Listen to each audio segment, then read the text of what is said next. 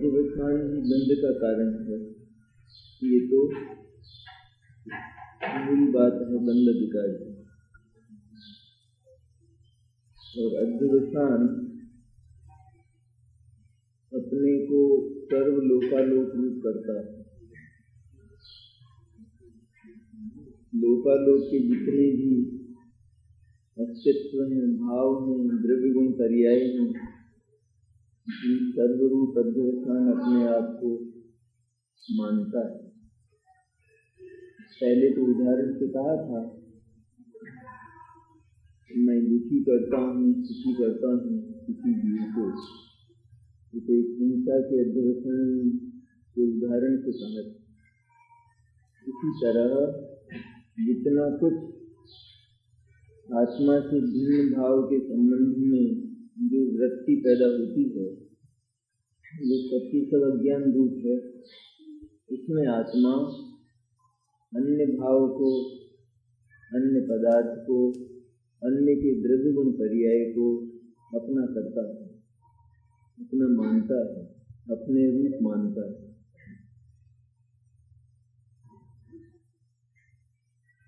भावार्थ है इनका दोनों बातों में। ये अध्यवसान अज्ञान रूप है, इसलिए उसे अपना परमार्थ स्वरूप नहीं जानना चाहिए। क्योंकि अध्यवसान अज्ञान रूप है। अध्यवसान के भीतर अज्ञान लौटता है। अध्यवसान की काया अज्ञान की बनी हुई है, इसलिए इसे कुछ सूझता नहीं, ये अंधा है। जगत का एक भी पदार्थ उसको दिखता नहीं, दिखता है तो उल्टा सीधा दिखता है। दिखता तो है लेकिन उल्टा सीधा दिखता है, और उल्टा सीधा दिखने, उल्टा सीधा नहीं, अपना नहीं है और अपना दिखता है, ये उल्टा सीधा है। सीधे ही दिखे पदार्थ तो जगत में पदार्थों की जो नाम हैं, जो उनकी संज्ञाएं हैं, उनकी पर्यायों को जिस नाम से पुकारा जाता हो, अज्ञानी उसी नाम से पुकारे, वैसा ही माने। ये अलमारी है। दुनिया का कोई भी आदमी अलमारी को हाथी नहीं कहेगा, घोड़ा नहीं कहेगा, अलमारी कहेगा ना। लेकिन ये अज्ञानी है। अलमारी को अलमारी कहने वाला भी, अलमारी मानने वाला भी अज्ञानी है। और उसमें अज्ञान क्या है? क्या है अज्ञान? ये अलमारी मेरी है, मैंने इसे बनवाया है, मैंने इसे खरीदा है ना? तो क्या अज्ञान हुआ इसमें? दुनिया में कोई आत्मा ऐसा नहीं होता जिसकी अलमारी होती है। ये अज्ञान हुआ नहीं हुआ है?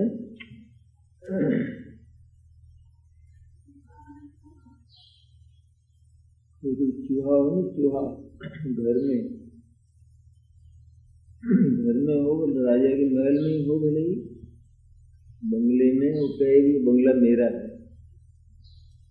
ये बनने वाली बात है कि कोई चूहा ऐसा है जिसने बंगला बनाया दुनिया में। तो अगर वो ये कहे केवल वहाँ घूमने फिरने के कारण, तो उसका कथन सर्वथा झूठ है, मिथ्या है। इसी तरह आत्मा अन्य पदार्थ से बिल्कुल ही भिन्न है। आत्मा के पास तो अपना बंगला है रहने के लिए, तो अलमारी की क्या जरूरत है? जिसके पास अपना क्षेत्र हो, अपना काल हो, अपना भाव हो, तो उसको अन्य की आवश्यकता किसी भी रूप में नहीं होगी, क्योंकि इस चार की जरूरत है दुनिया में। क्षेत्र हो, काल हो और भाव हो, द्रव्य तो है ही, तो उसको अन्य की आवश्यकता नहीं होती है।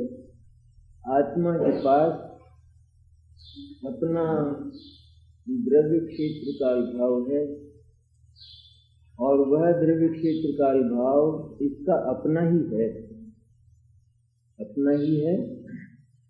जब से यह है तब से है। वो पीछे नहीं बनाया कोई मकान, पीछे कोई रचना नहीं हुई। आत्मा है तो आत्मा का क्षेत्र भी है, उसका काल भी है अपने पास। आत्मा अपने काल से काम करता है, घड़ी से काम नहीं करता। या वो सूरज के उदय होने से, सूरज के अस्त होने से नहीं करता काम, लेकिन वो अपने काल से काम करता है। तो इसलिए जो अज्ञानी आत्मा का संबंध किसी भी अन्य द्रव्य क्षेत्र काल और भाव के साथ जोड़ता है, तो उसने आत्मा को निर्माल्य किया, आत्मा की स्वाधीनता की हत्या की और उनकी स्वाधीनता को भी लूटा अन्य पदार्थों की। इसलिए अध्यवसान अज्ञान रूप है, तो उसे अपना परमार्थ स्वरूप नहीं जानना चाहिए, क्योंकि आत्म तत्व ज्ञान स्वरूप, और अध्यवसान एकदम अज्ञान का बना हुआ है, इसलिए वह आत्मा का स्वरूप नहीं है ना। आत्मा कैसा है? तो ज्ञान और आनंद वाला है। अध्यवसान अज्ञान और कष्ट वाला है, उससे कष्ट, अज्ञान है और उससे कष्टों का जन्म होता है। आत्मा स्वभाव से ही ज्ञान वाला है और सुख वाला है, ऐसा स्वरूप है। अज्ञान और कष्ट किसी पदार्थ का स्वरूप नहीं हो सकता। क्यों नहीं हो सकता? अज्ञान और दुख किसी पदार्थ का स्वरूप क्यों नहीं हो सकता? क्योंकि ये हमेशा ही अन्य के अवलंबन से पैदा होते, और पदार्थ अन्य के अवलंबन वाला नहीं। इसलिए जो भाव अन्य के अवलंबन से पैदा होते हैं, वे वस्तु के स्वभाव नहीं होते, क्योंकि अज्ञान और दुख ये भाव आत्मा में अन्य के अवलंबन से पैदा होते हैं, और आत्मा निरावलंबी है, अवलंबन वाला नहीं है, किसी के सहारे खड़ा नहीं है, किसी के सहारे रहा नहीं है, किसी ने इसको बनाया नहीं है, कोई इसको नष्ट नहीं करेगा। इसलिए यह आत्मनिर्भर है। आत्मा अपने पर ही सदा से निर्भर रहने वाला, इसकी सत्ता में किसी का एहसान नहीं है। ऐसा होने के कारण इस निरावलंब आत्मा में जो अवलंब वाली वृत्तियां पैदा होती हैं, परावलंब वाली, वे इसका स्वरूप नहीं हो सकते। इसलिए अज्ञान को, अध्यवसान को आत्मा का परमार्थ स्वरूप नहीं जानना चाहिए। बस इतना है कि वो आत्मा में पैदा होता है। परमार्थ स्वरूप लिखा ना, क्यों लिखा? कि वह आत्मा का अपारमार्थिक स्वरूप है। आत्मा का, आत्मा की पर्याय में होता है। जैसे जिह्वा है ना, झूठ बोलने के लिए नहीं है, लेकिन आदमी झूठ बोलता है, तो यह जिह्वा का पारमार्थिक स्वरूप नहीं, इसलिए मिली है जिह्वा। लेकिन वो झूठ बोलने का जो काम होता है वो यही होता है, अन्यत्र तो नहीं होता। तो यह जिह्वा का अपारमार्थिक स्वरूप है। उसी प्रकार अध्यवसान वो आत्मा का पारमार्थिक स्वरूप नहीं है। क्यों नहीं है? क्योंकि जो भाव वस्तु के स्वरूप से नहीं मिलता वह पारमार्थिक नहीं, वह वस्तु का नहीं।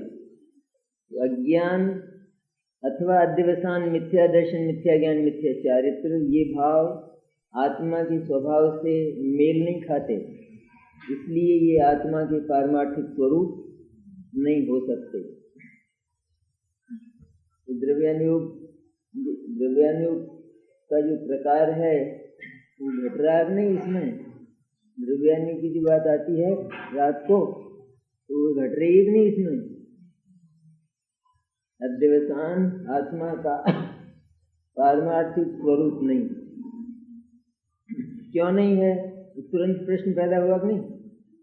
तो द्रव्यानुयोग ने जवाब दिया कि नहीं कि किसी भी स्वरूप को जानने के लिए, किसी भी पर्याय को जानने के लिए, उसका निर्णय करने के लिए उसे उसके स्वभाव से मिलाओ। उस स्वभाव से मिलती है तो वह पारमार्थिक है। पारमार्थिक, स्वाभाविक, सहज, शुद्ध एक ही बात है। और यदि वह उस वस्तु के स्वभाव से नहीं मिलती है तो वह झूठी है वहीं पर अपारमार्थिक है। जैसे ज्वर वो शरीर का पारमार्थिक स्वरूप नहीं, कैसा है? विकारी है। क्यों है? क्योंकि वो शरीर के औसत स्वस्थ स्वभाव से मेल नहीं खाता। जब जब वो होता है तब तब तकलीफ होती है, ठीक है? और शरीर का स्वभाव तकलीफ नहीं। शरीर उसे नहीं कहते जिसको बुखार आता हो, ऐसी परिभाषा बना लें तो चल जाएगी। आदमी उसे कहते हैं कि जिसको बुखार आता हो, ये चलेगी परिभाषा? नहीं चलती। लेकिन आता है कि नहीं आदमी को।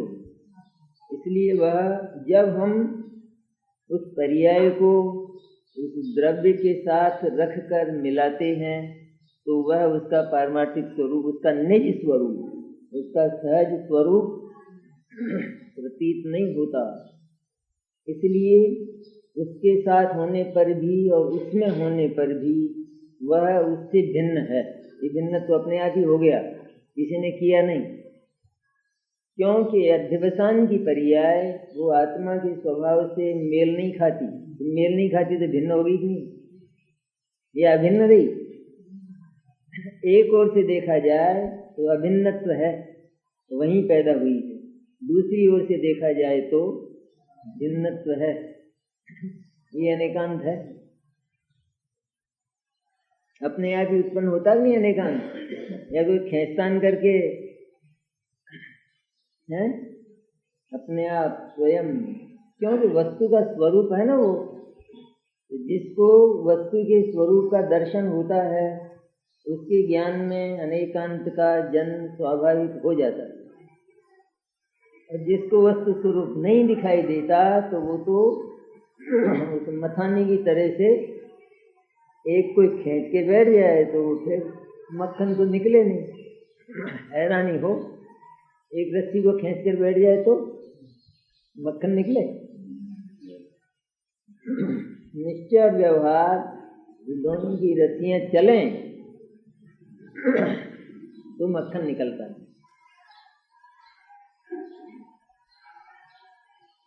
उस अध्यवसान से ही आत्मा अपने को अनेक अवस्था रूप करता है, अर्थात उनमें अपनापन मानकर प्रवर्तता है। स्पष्ट किया ना जयचंद जी ने।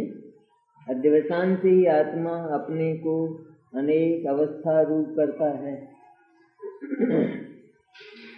न केवल वर्तमान अवस्था रूप पर बीती हुई और आने वाली अनंत अवस्था रूप अपने को करता है। और न केवल अपनी अवस्था रूप बल्कि अनंत अनंत पदार्थों की अनंत बीती हुई और आगे आने वाली अवस्था रूप ये करता है। जिसे व्यक्ति मानता है मैं ये दुकान चलाता हूँ, मानता है, तो उसने पहले जितनी दुकानें चलाई उनका चलाने वाला भी अपने को चलाई हो, इसी जीवन में चलाई हो और फिर उठा दी हो, तो कहेगा कि नहीं इतनी इतनी चला चुका मैं तो, भले ही दिवाला निकला कोई दिक्कत नहीं है, लेकिन इतनी इतनी दुकानें तो मैंने चला ली, और अभी आगे अपना मालूम क्या क्या होने वाला है। एक दुकान में ये कितनी चलाता है, चलाता है मैंने, उसकी ताकत कितनी है, शक्ति कितनी है उसकी, अध्यवसान की, अध्यवसान में जहर कितना है, यूँ कहते हैं, विष कितना है, ऐसा घनत्व है, घन पिंड है वो मिथ्या दर्शन, मिथ्या ज्ञान और मिथ्या चारित्र का। इसलिए अध्यवसान जगत के अनंतानंत भाव अपने को करता है। सारी पदार्थ आए ना, उद्गल, धर्म, धर्म, आकाश और काल और अन्य जीव, इन सब रूप अपने को, अन्य जीव रूप तो करता ही, देखता ही, मेरा परिवार है, मेरा पुत्र है, करता है, तो उद्गल रूप करता ही है, ये तो इसकी आदत ही है। जैसे क्रॉनिक बीमारी, अध्यवसान नई बीमारी नहीं है, क्रॉनिक है। इलाज भी कराएंगे तो आचार्य कहेंगे कि देखो बीमारी पुरानी है, क्रॉनिक है, इलाज तो है बराबर, लेकिन पुरानी बहुत हो गई है। तो अध्यवसान में मिथ्या दर्शन, मिथ्या ज्ञान, मिथ्या चारित्र, इन तीन रूप परिणमित करता हुआ आत्मा अनंतानंत पदार्थों को अपना मानता है, अपना जानता है और उनमें आचरण का प्रयत्न करता है, बल्कि आचरण करना भी मानता है। ये मिथ्या दर्शन है, ये मिथ्या चारित्र नहीं। अन्य पदार्थों में अपना आचरण मानता है, ये मानता है कि अन्य वस्तु की उपलब्धि मुझे होती है, ये मिथ्या दर्शन हो, है ना। हाँ, और फिर उस ये ग्रहण हुआ मुझे, ऐसा उसका ग्रहण मानकर उसमें जो विकल्प में सुखी और दुखी होता है, वो बात चारित्र में जाती है। इस तरह अनेक अवस्था उद्गल रूप करता है, धर्म रूप करता है। इसके चलने में जो पदार्थ इसको निमित्त होते हैं, ये मानता है कि मैं इनसे चलता हूँ, इनके बिना मेरा गमन नहीं हो सकता। विशेष क्रिया है नहीं जीव की, ये चलना जीव की विशेष क्रिया है ना। उद्गल जैसे उद्गल की विशेष क्रिया है और जीव की विशेष क्रिया है। तो जो इसमें निमित्त होता है उस सबको ये मानता है कि ये है मेरा बहुत उपकारी है, सहयोगी है मेरा। धर्म रूप किया अपने ठहरता है तो अधर्म रूप अपने को करता है, काल रूप करता है, बिल्कुल टाइम टेबल से करता हूँ काम, नहीं करता है तो टाइम टेबल से काम करना चाहिए। ऐसे टाइम की जो टेबल बना लेता है और उसी से 6 बज गया नहीं, हाँ बज गया तो चलो करो, तो इधर ज्ञानी तो ना धुंधी करते होंगे। बोलो क्रिया एक सी, फर्क कितना है। ज्ञानी भी भले ही घड़ी देखकर अपना काम करता हो, लेकिन वो मानता है मेरी पर्याय को इसका अवलंबन नहीं है, कि इससे मेरी पर्याय का जन्म नहीं होता। और अज्ञानी तो उसके साथ अपनी पर्याय को सटा लेता है, जोड़ लेता है, इससे मेरा काम होता है। रात नहीं हो तो कैसे सोए, बोल, दिन नहीं हो तो जागे कैसे, ये नहीं मानता है। और ये घड़ी नहीं हो तो दफ्तर कैसे जाए टाइम पर।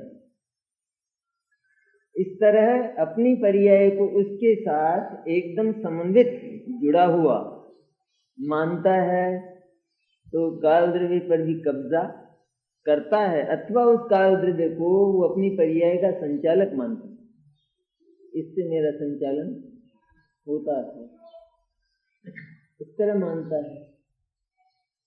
आकाश की तो करता ही है बात, रहने के लिए मकान तो चाहिए, तो हो गया। निजी नहीं, किसी को मारता हूँ, बचाता हूँ, ये सारा परिवार वगैरह क्या है, निजी में आ गया ना।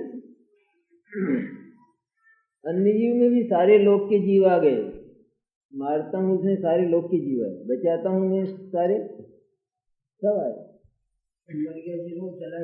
सब रूप अपने आप को करता है, आकाश रूप करता है। जो ये मानता है कि रहने के लिए तो जगह चाहिए, उसने अपने को आकाश रूप, आत्मा को रहने के लिए जगह चाहिए, ऐसा स्पष्ट रूप में भीतर श्रद्धा होती है कि नहीं, जगह तो रहने के लिए जरूर चाहिए। तो क्या मानता है कि जगह है तो मेरा जीवन है, तो मेरी सत्ता है, जगह ना हो तो, और स्पष्ट देखता है कि जगह ना हो तो इसका अंत हो जाता है, तो देखो मर गया ना, इसलिए जगह से जीवित रहता है। तो पक्की हो गई नहीं श्रद्धा उसकी, जगह नहीं हो तो जीव मर जाता है।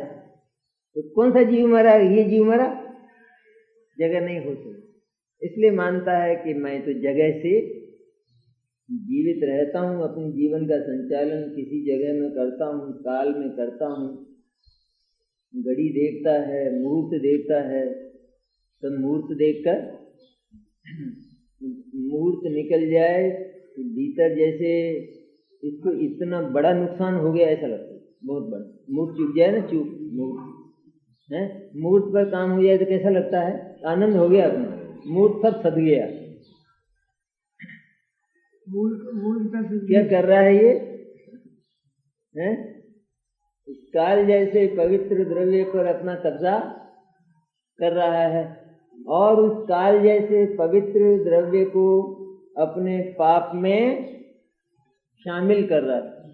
बहुत खोटी घड़ी आई हिसाब से, नहीं? क्या मानता है?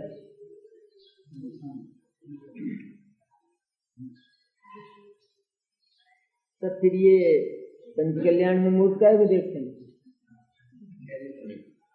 शादी में काय को देखते हैं, प्रतिष्ठाओं में क्यों देखते हैं मूर्त? देखते हैं नहीं? देखते हैं, देखते हैं तो मानते ही होंगे, नहीं?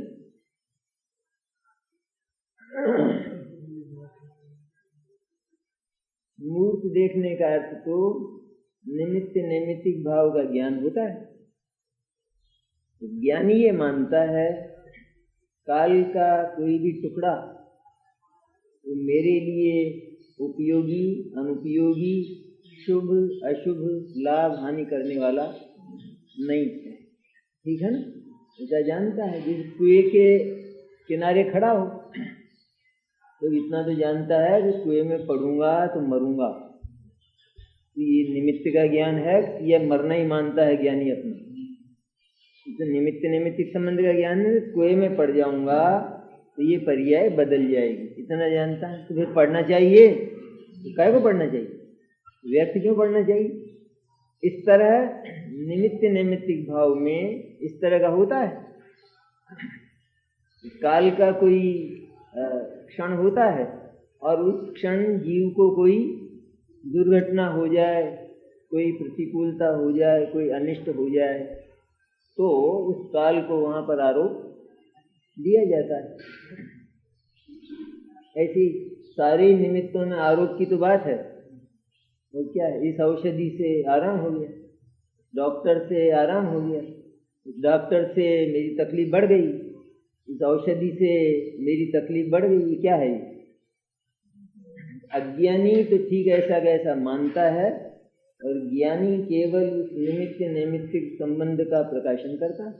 वो नहीं मानता कि इससे बढ़ गई अथवा इससे घट गई।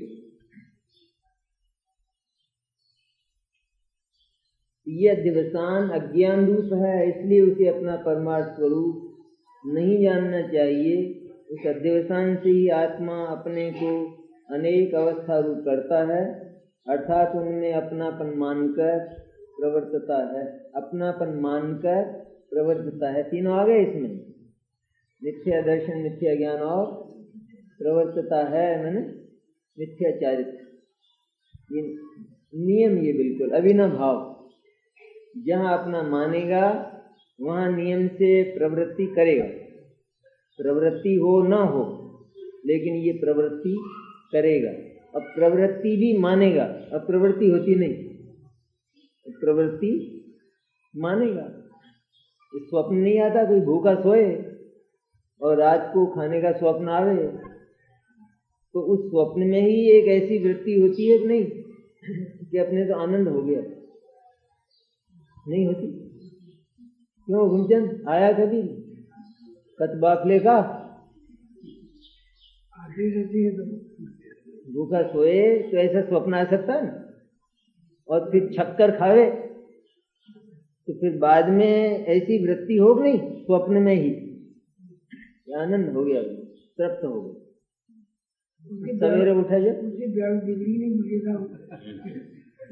व्यालू का प्रकरण तो दूसरा है, ये दूसरा प्रकरण है।